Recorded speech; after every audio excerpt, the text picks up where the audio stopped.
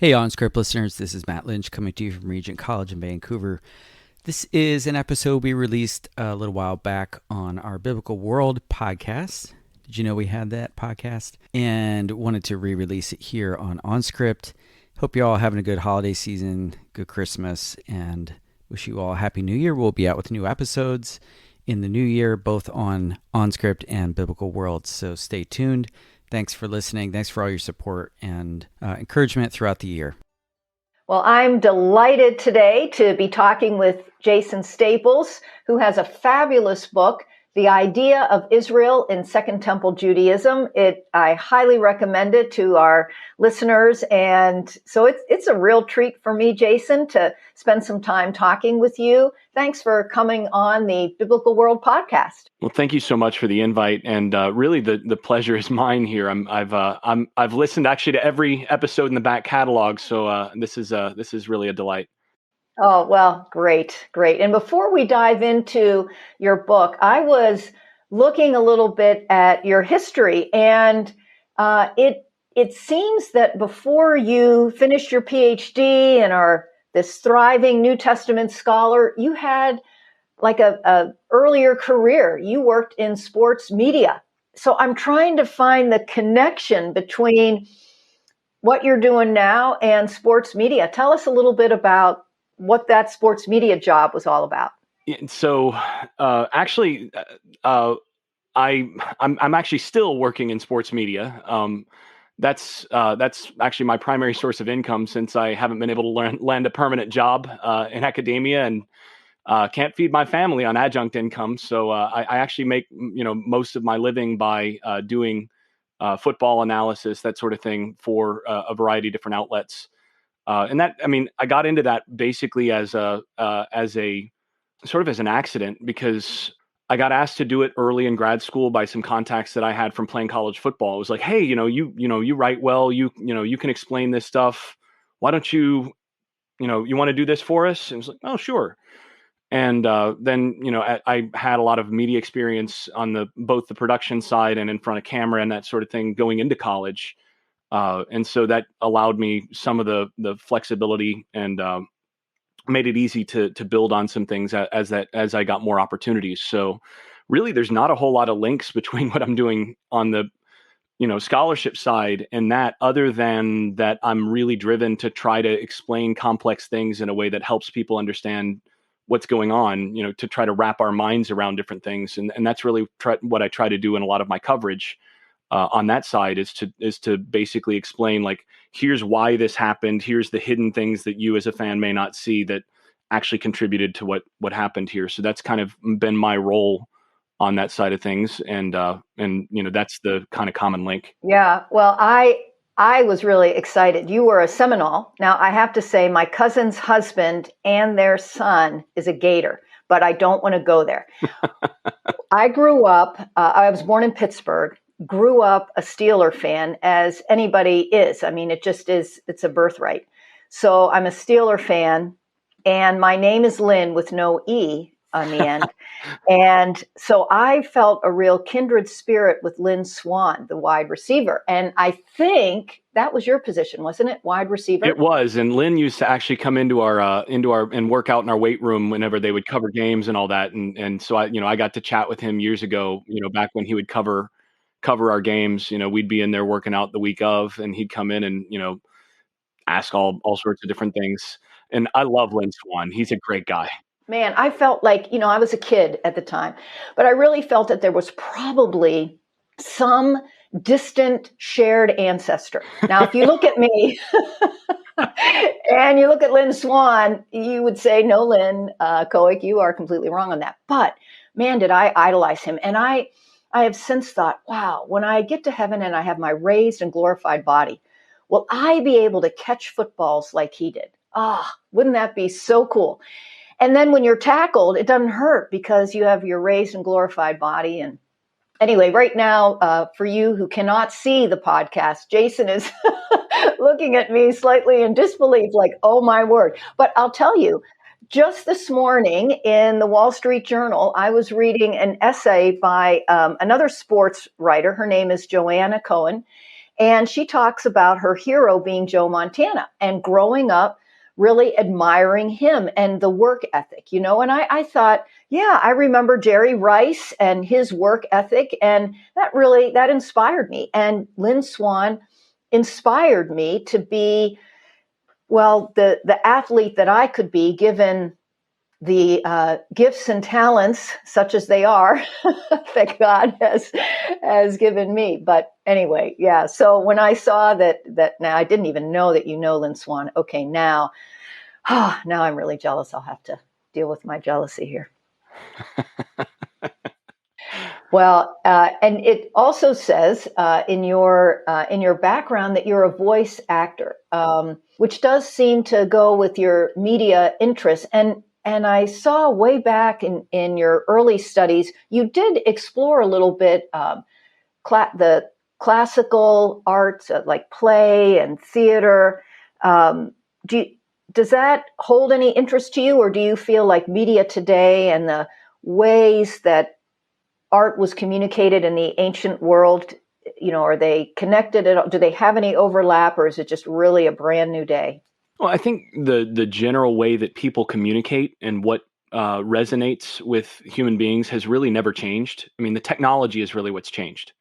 And so, you read Aeschylus, or you read Sophocles, or some of these, or Euripides, some of these great tragic poets and playwrights from classical Athens, and their stuff still resonates with us. I mean, in the same way that the Bible still continues to resonate, because we are still people, and these great stories and communication still works.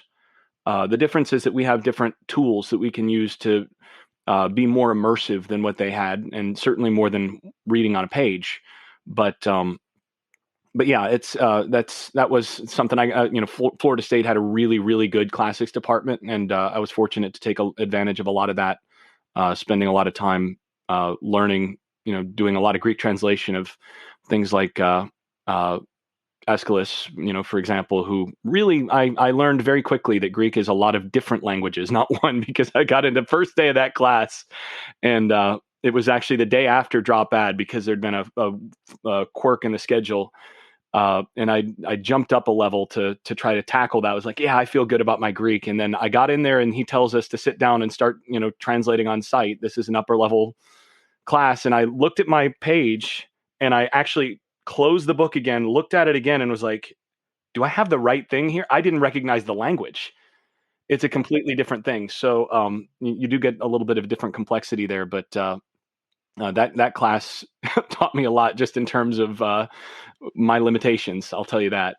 But you persevered, and it obviously is something you love, is to get into the languages, or the ideas conveyed by the languages.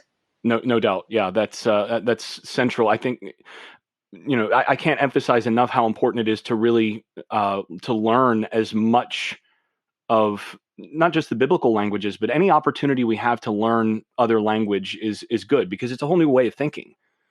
Every language is a whole different process of seeing the world. Just the grammar and the way that we construct our thoughts helps construct our thoughts. And so when we learn how other people are communicating and step into that different kind of cultural setup that language gives us, we can understand differently. And I think that's really, really critical. And that's why I'm sort of disappointed at times when I see certain programs de-emphasizing language requirements and language or discouraging students from taking as much language, because I think we would do better to do more on that emphasis, to emphasize language more rather than less. But again, and this is a big value for me, and it's not as much for some others. So. Yeah, there's definitely a pragmatism that enters into programs that in learning language, at least for me, takes a long time, and it's difficult, and you kind of wonder, okay, where's the payoff? But I would say, and this will be my segue into talking about your book, your love of language and the way that it helps you to think and maybe think differently, really shown in this book, the idea of Israel in Second Temple Judaism. It's just fabulous how you explore such a wide range of literature, and we'll get into that for sure. But before we do, can you just give us the general argument of your book? Yeah, really, this book has sort of two distinct but really closely related theses. So there's sort of the first half thesis of the book, and then the second half that builds on it. Uh, and so the first one is really that although basically all modern scholarship has presumed that in the Second Temple period, so that's the time after the destruction of Solomon's temple. So basically, I kind of start right around there, and up through around the first century CE. So most scholarship has presumed that in that period, when you hear people say Israel or Israelites, that is synonymous with the category of the Jews. So that is, in Greek, Yehudaioi, or Hebrew, the Yehudim. Uh, and also those two terms are also synonymous, but a little bit of different nuance from Hebrews. So that essentially, you can kind of just vary those terms, and often actually in scholarship you see people alternate these kinds of terms for style, so that you're not just saying the Jews, you talk about Israel, etc.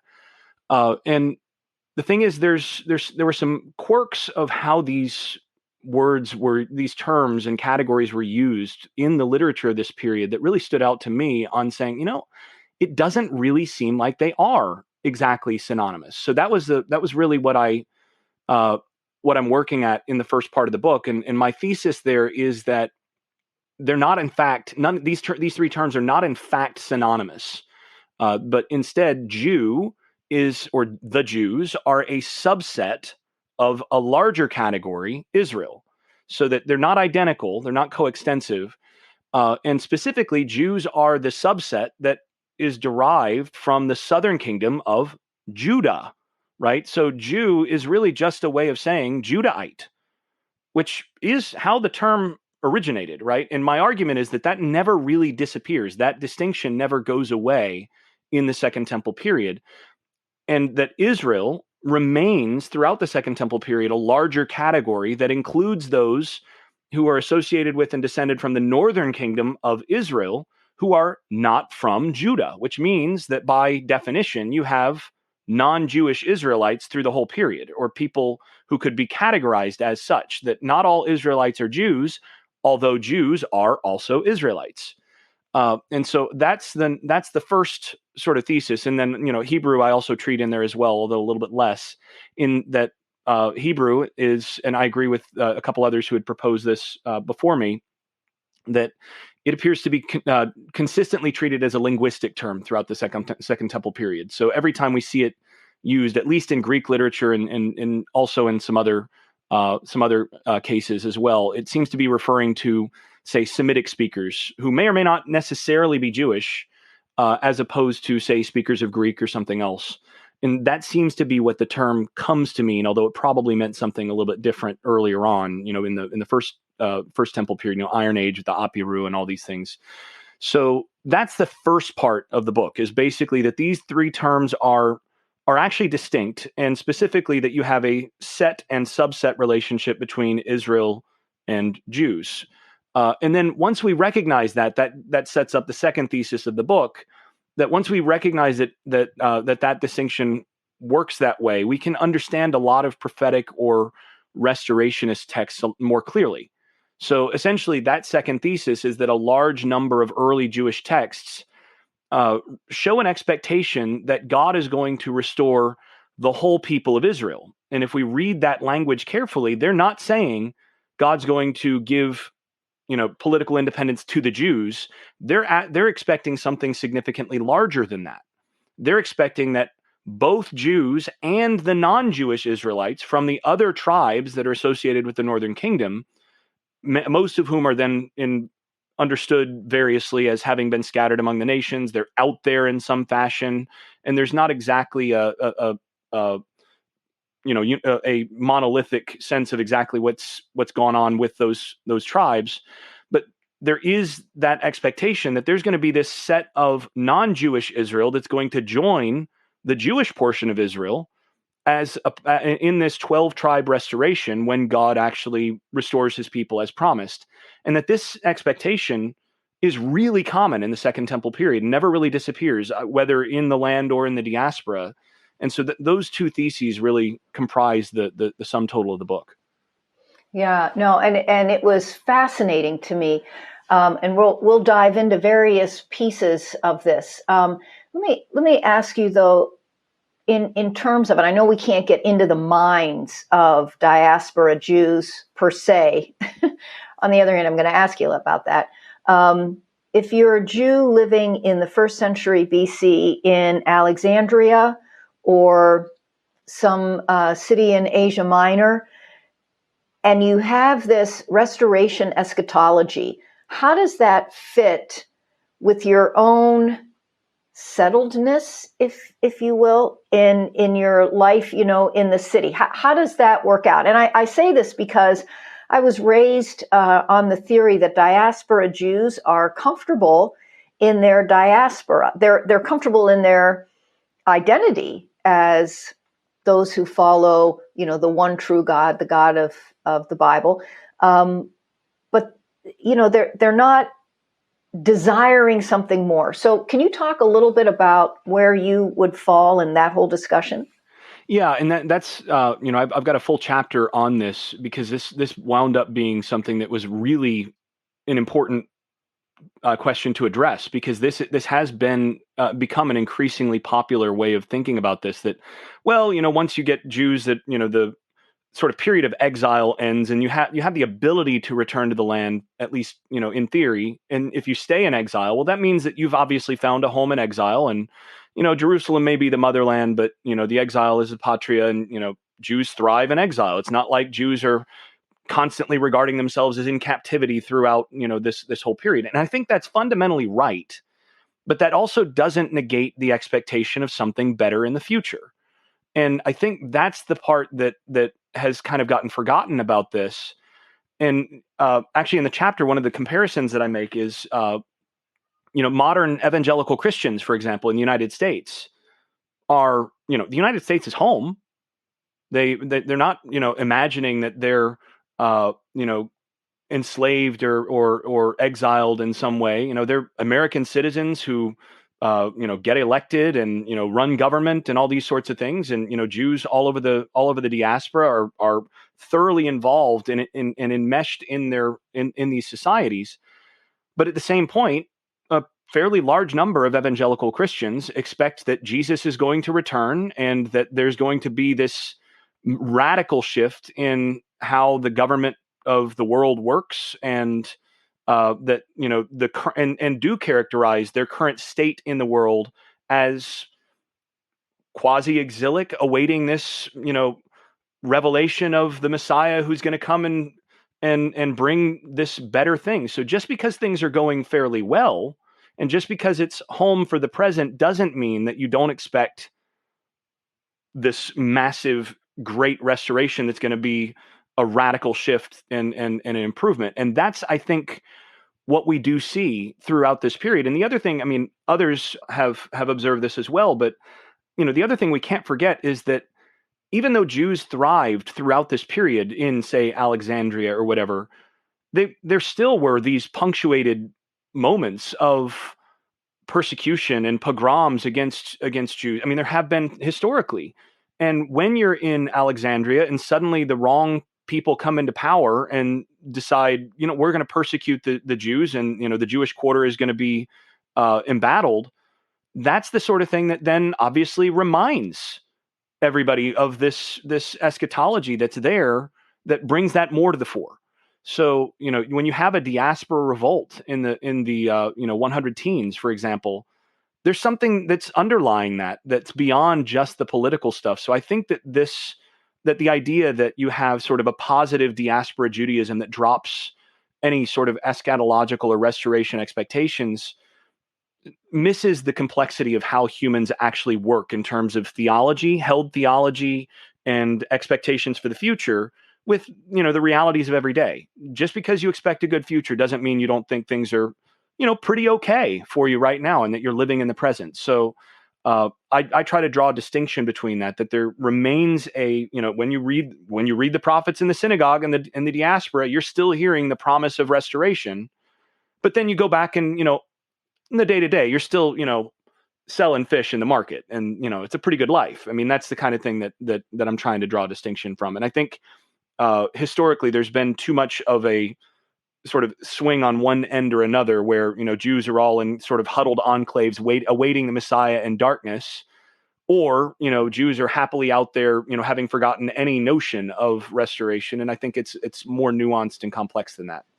Yeah. The other thing that I really appreciated about your book, one of the many things that I really appreciated, was your history of interpretation, especially the more recent interpretation, like around the term Jew, Judaios,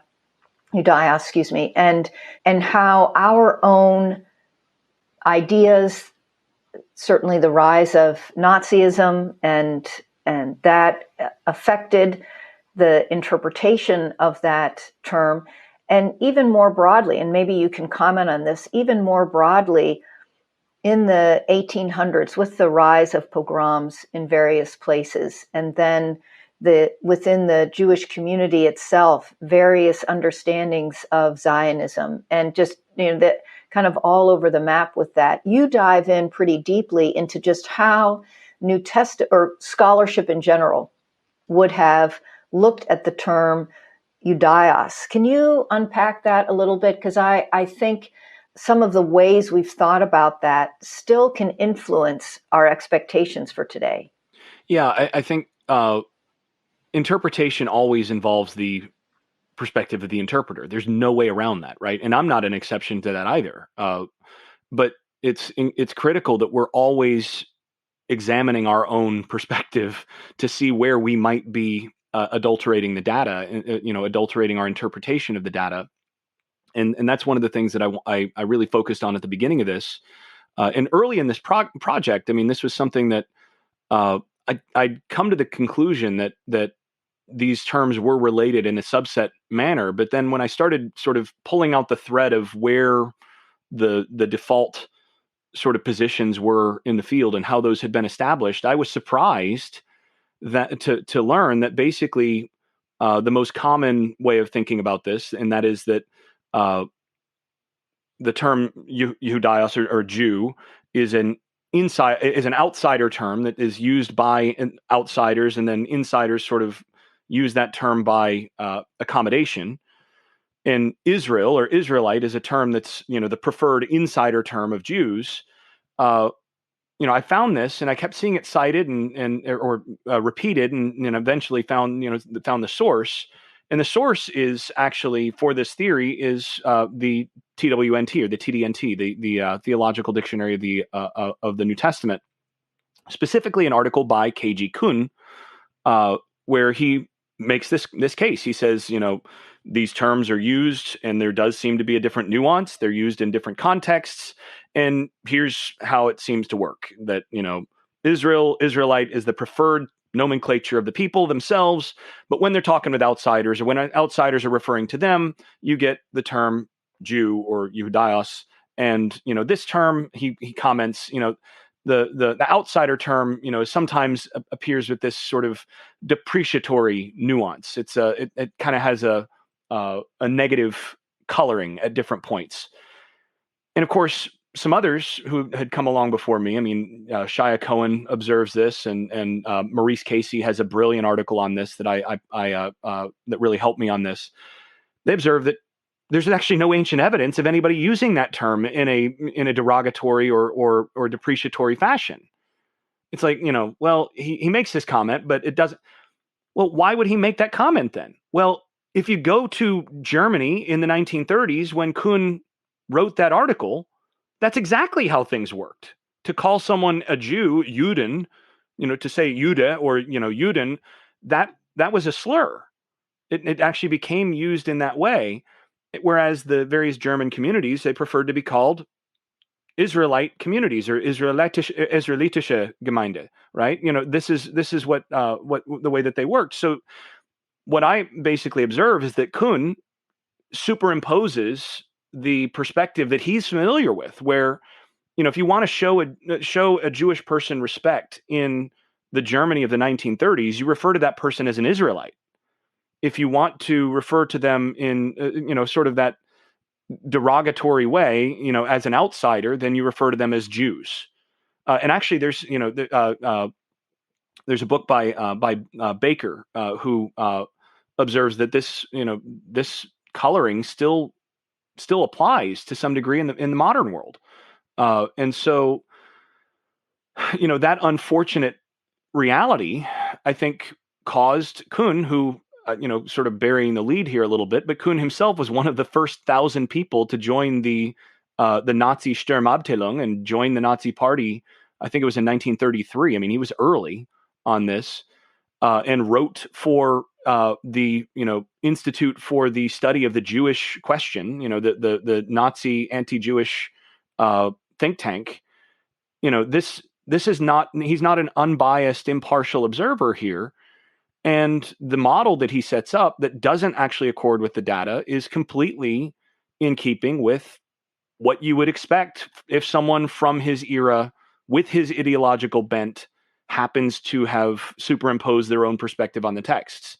And so no wonder it doesn't actually work. And, there'd been a generation of scholars who'd said, well, this doesn't seem to work exactly right, but, this is the best model we have. And my case was, it's just not a good model. And it's got very shoddy foundations. And there's a better way to make this work in terms of, to understand how these terms relate, that is, I think, more robust without taking this anti-Jewish modern perspective and assuming that ancient people did things the same way. Right. No, and I love how you really dive deep then into the evidence, the primary sources, and let's turn there now. I talk a little bit about your findings with Josephus. I dove into this in your book because I had the question in front of me about the Samaritan woman, and I was thinking about her and her situation, and so that was kind of my smaller question as I approached your discussion of Josephus. But talk a little bit about what you found in his writings that support your position. Yeah, and just thinking about the Samaritan woman, the interesting thing, the comment that leads that off in the Gospel of John is, well, for Samaritans have no dealings with Jews, or Jews have no dealings with Samaritans, right? And what that means is Samaritans aren't Jews, right? Which is interesting because in modern scholarship, a lot of times the default has been to treat Samaritans as a sort of sect of Judaism. But John, the Gospel of John, certainly does not think that Samaritans are a sect of Judaism. It thinks there's something else. They're not Jews. And we find the same thing in Josephus. And so to step back a little bit in terms of how Josephus understands this whole thing, the book, his Antiquities really helps explain or helps outline this larger trend, in that he uses, say, the term Israel or Israelite 188 times in the Antiquities. So not a ton, but pretty frequent. And then Hebrew, Hebraios, similar amount, a little bit more than that. But the interesting thing is that all of those uses of Israel or Israelite appear in the first 11 books of the Antiquities, which is a 20-book work. And he never uses it again after book 11. And interestingly, he uses Jew, Yehudios, 1,188 times approximately in his corpus as a whole. But that word only appears 28 times in the first 10 books of the Antiquities. So if you look at a graph, and I included it in the book just because it's so extreme, of his use of these terms, there's this crossing point at book 11 where suddenly he picks up the term Jew and drops the term Israel or Israelite. And you go, well, why does he do this? Well, you realize that book 11 happens to be the exilic period. And he tells you in book 11 why he's shifting terminology when he says, well, from the time that they went up from Babylon, they were called by this name, Yehudios, after the tribe of Judah. And he says, since that tribe was the prominent one to come from those parts, both the people themselves and the country have taken their name from it. And he explains that from then forward, he's talking about Jews. But before that, he's talking about the Israelites, and sometimes he refers to people from Judah in particular as Jews. So why does he drop Israelite? Well, he says, when in his discussion of the people who returned in the time of Ezra, he says, when these Jews learned of the king's piety towards God and his kindness toward Ezra, they loved him, and many took their possessions and went up to Babylon, desiring to go down to Jerusalem. But the whole people of Israel, that is, Hapas, the people of Israel, all the people of Israel remained in that land, so that only 2 tribes came to Asia and Europe and are subject to the Romans, but the 10 tribes are beyond Euphrates until now, and there's still a boundless multitude, not to be an inestimable number, right? Which has a couple of things that are interesting there. One is he says, well, there's only 2 tribes of Israel that are subject to the Romans, just so you know. And by the way, there's a bunch of them over there. And there's this kind of veiled thing that there's this undercurrent throughout Josephus that I highlight, that there's this undercurrent of like Roman rule is for now, as he says in Jewish War. What's going to come after that? Well, he stops short. He tells of the prophecy of Daniel that gets you up to the Romans, and then stops short and says, and he has a few other things to say as well, but I'm not going to tell you because, that'll belabor the point or whatever. You go, well, what else does that passage say? Well, it's about the rock coming down and smashing that kingdom. And he's not telling you exactly what he's kind of hinting here. When those 10 tribes come in, the Romans will not be able to stand, because this is going to be the real restoration. And so Josephus still has, it's subtle, but throughout his work, he still seems to hold this expectation of there's going to be a restoration, and it's going to be a big one, but it's going to have to be initiated by God. And that's what the rebels got wrong. And so he advocates for this kind of, he sees himself as a new Jeremiah, and he advocates for sort of Jeremiah's advice: seek the welfare of the city where you are. Eventually, God's going to take care of this. And so all of that goes to show that he understands the difference between the tribes that are limited to Judah. He emphasizes the difference between them and the whole 12 tribe polity, and sees this thing as with a restorationist sort of undercurrent. And then he also has discussions of the Samaritans, which brings us to that other part. And it's really interesting there because, of course, the Samaritans, as he acknowledges, claim descent from the northern kingdom, right? They claim to be from the Joseph tribes of Ephraim and Manasseh. And Josephus acknowledges that this is their claim, and he doesn't call them Jews. He says, look, when it's in their best interest, they ally with us Jews, and they pretend to be, sort of are part of us. But, when it doesn't suit them, they don't do that. And, lots of Jews have gone over to them when they're lawbreakers and everything else. But throughout, he portrays them as something else, as something other and distinct from Jews, who he refers to them as Hebrews in certain cases, because they actually are Hebrews. They're Hebrew Aramaic speakers. And he refers to their claim as from Israel, but he doesn't refer to them in this way as being Jewish. And that, again, this is, sort of your microcosmic example of the distinction that is pretty consistently made within this period between these categories. And the Samaritans are I think, especially once you look at how Josephus does it, you look at then outside evidence in terms of how the Samaritans themselves use this language, and then the Gospel of John and all sorts of other things, you realize, wait a second, the Samaritans are claiming to be Israelites, but not Jews. So there must be this category that is not Jewish, but Israelite. And Jews never say that the Samaritans even claim to be Jews, but they do acknowledge that they claim to be Israelites. So there's, again, recognition of this. And so that should have us thinking about a little bit more of a diverse picture of what it means to be a Yahwist, to worship the God of Israel, and to associate yourself with Israelite identity or Israelite status in this period. Right. Yeah. And you mentioned just briefly, and I want to circle back to it, you mentioned Ezra and Nehemiah, because those are the post-exilic, we call them, right? The exile, they came back. Well, how do you read Ezra, Nehemiah through your lens? Yeah, that's a really, then that's a critical point as well. And, yes, they came back, but the question is, who are they, right?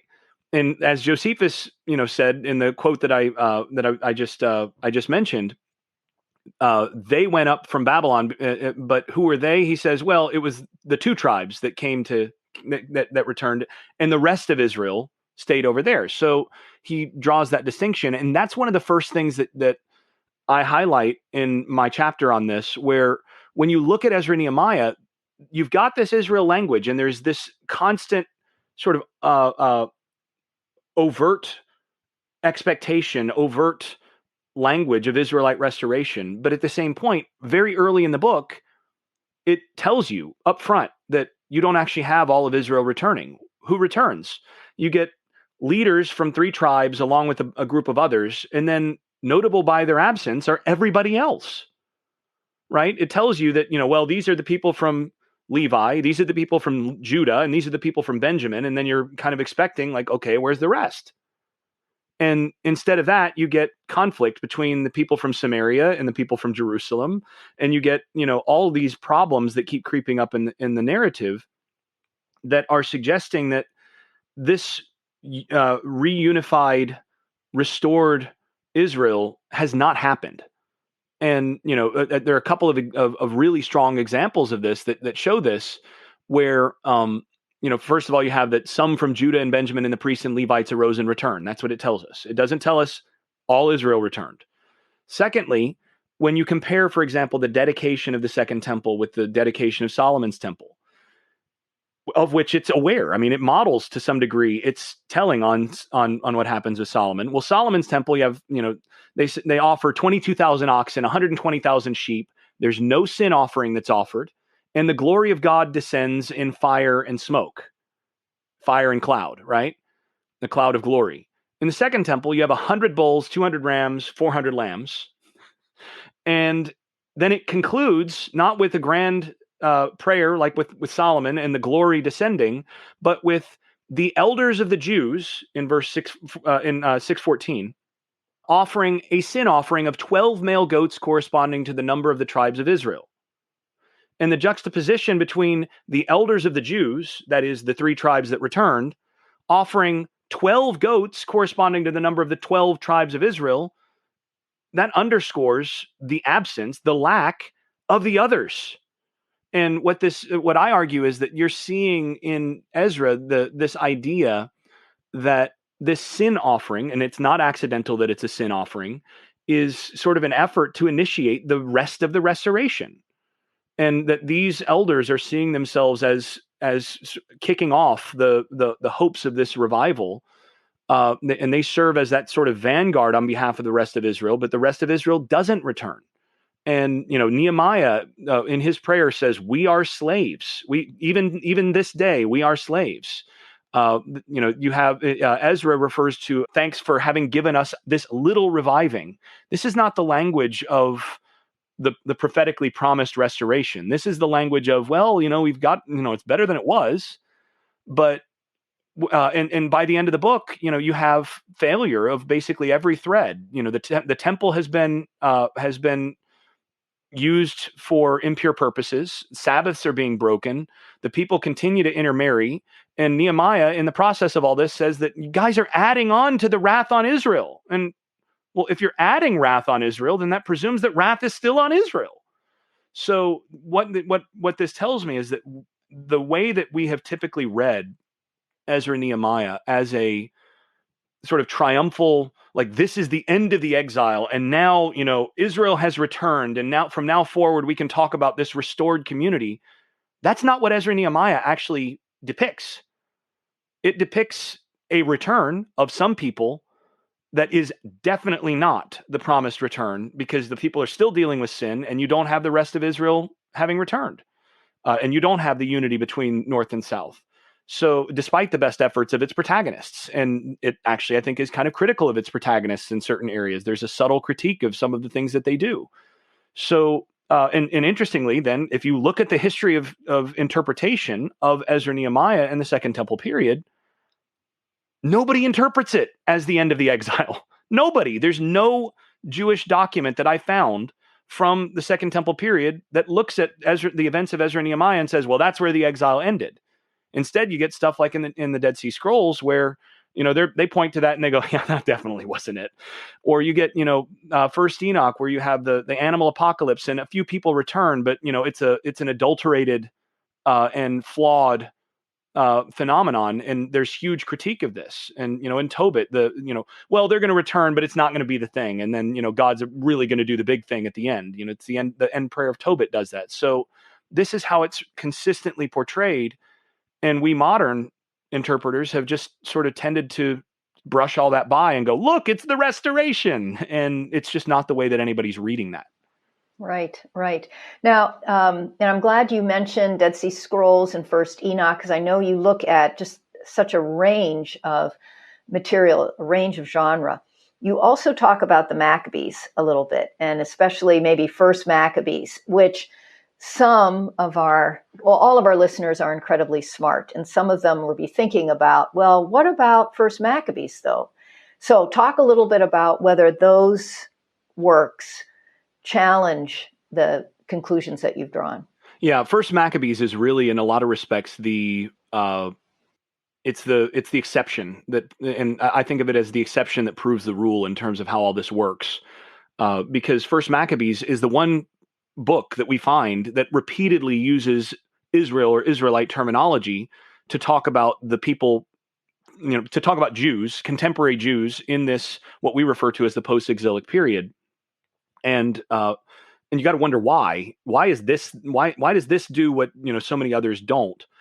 And here's where I ultimately built on Jonathan Goldstein in particular, where he observes that First Maccabees it's propaganda literature. It's very much trying to boost the cred of the Hasmonean house. And my case is that it's not just Israel language. You get a lot of anachronistic language throughout First Maccabees in general, right? It talks about, the Philistines and the Canaanites, and, it recycles a lot of biblical imagery that would be biblical imagery to its own audience in the time that it's being written, to portray its Hasmonean protagonists as essentially replicating the heroic and quasi-messianic deeds of David and of historical Israel.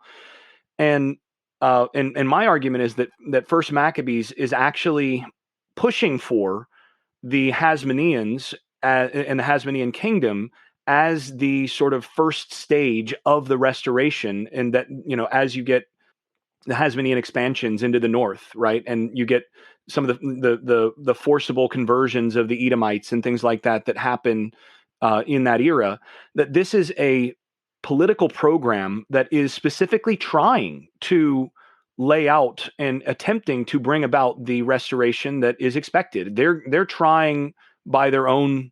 It's part of their own propaganda, part of their own aims here to replicate a restored Israel, to be the restored Israel. And I think First Maccabees is using this language as a way to legitimate what's happening here, that this is the initiation point of the restoration. And I think there's a lot of early Jewish literature, and again, the Dead Sea Scrolls among them, that these communities are seeing themselves as the beginning point. Like, the restoration is happening and it's starting with us right now.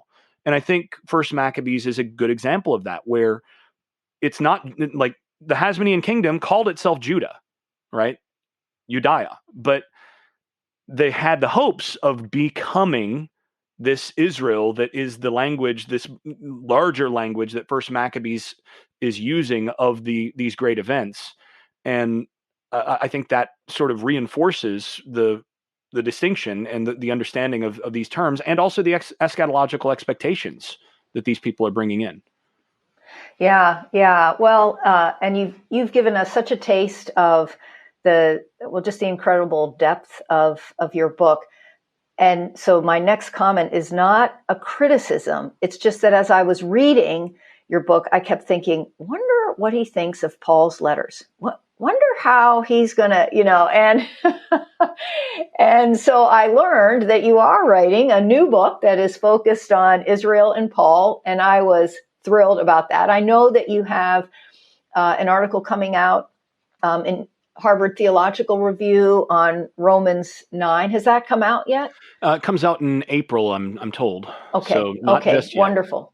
So you're looking at chapter 9 of Romans, specifically the vessels of wrath, and that language. But you're working on this larger project of Israel in Paul. So can you give us just a little hint here of where your thoughts are going? Or Yeah, and really these two books are have been linked from the beginning. I mean, this process actually started back in 2003 when I really got this larger model and realized this was the project that I needed to do.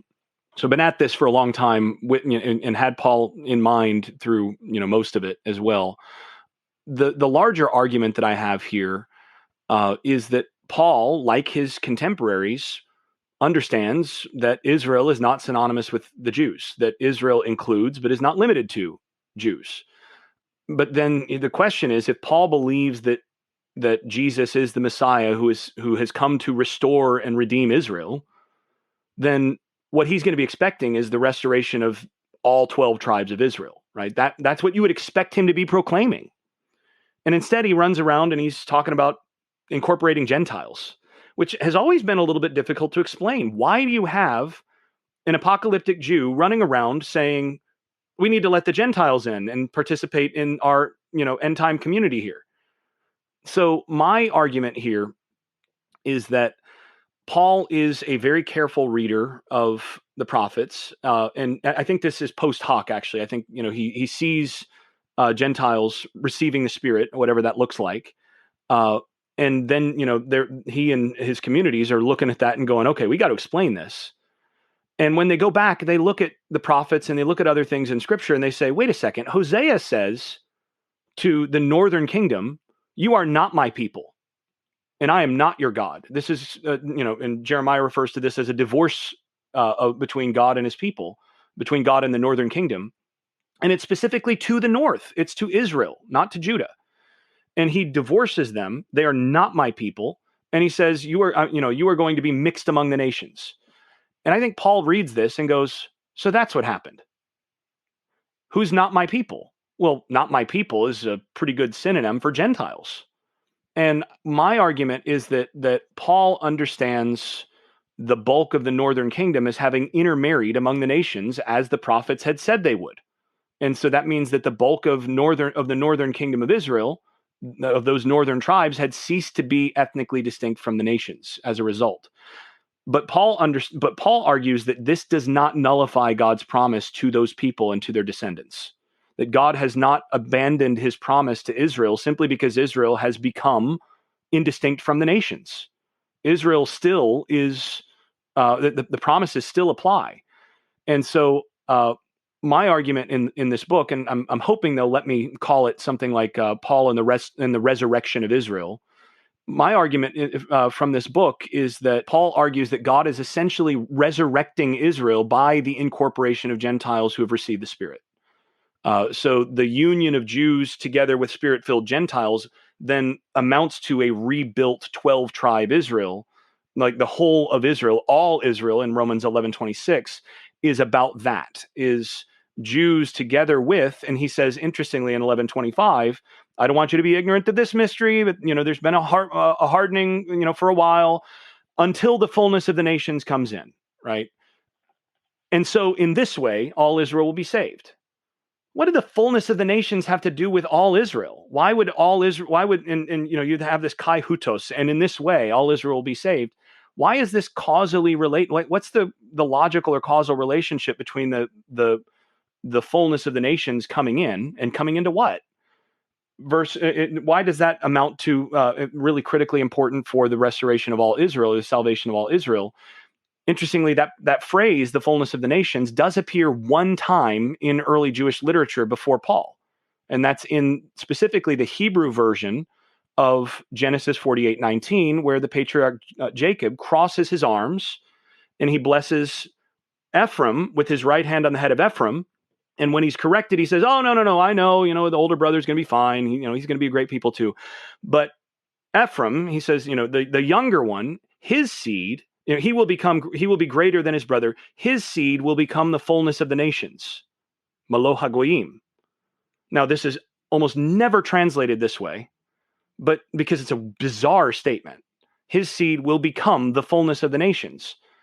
But if you read that and you go, wait a second, Paul is saying the fullness of the nations has to come in order for all Israel to be saved. Paul's talking about the restoration of Ephraim, right? This Ephraim and the remainder of the northern tribes have to be included in order for Israel to be complete. And God has gone out to the lifeless, dry bones that have been scattered among the nations and they are Gentiles. They've become Gentilized, and he is resurrecting his people from those bones in a way that Paul finds just amazing. Well, I find pretty amazing too, as you've just described that.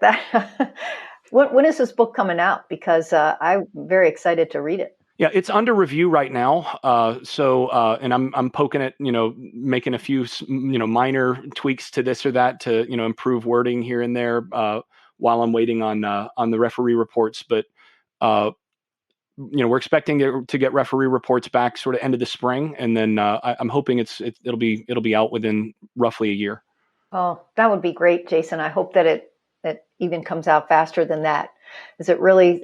It sounds like it will make such a great contribution to what is a very contested topic in certain circles today, often because we bring our own biases or agenda into the conversation. But you're allowing us to take a look at where Paul might have been and just look at it from that angle, and from the terrific research that you've done that everyone can read in the idea of Israel in the Second Temple period. Thank you so much for having this conversation with me in the Biblical World podcast. I've learned so much and just really appreciated everything. And, we are taping this right before the Super Bowl, but I'm not going to ask you to come down on who you think is going to win. We'll do that off air, and I'll see what your thoughts are. Well, thank you, Lynn. This has been a great pleasure, and I really I'm so grateful for your scholarship, first of all, and also leadership of some organizations that I'm a part of, and also for this really terrific podcast, which I've learned a lot from. So please keep that up, and thanks so much for that, and thanks for the invite to come on. You've been listening to OnScript's Biblical World podcast. If you enjoy this show, please show your support by giving us a rating on iTunes or wherever you listen. You can support the show by visiting onscript.study/donate. Until next time, keep digging.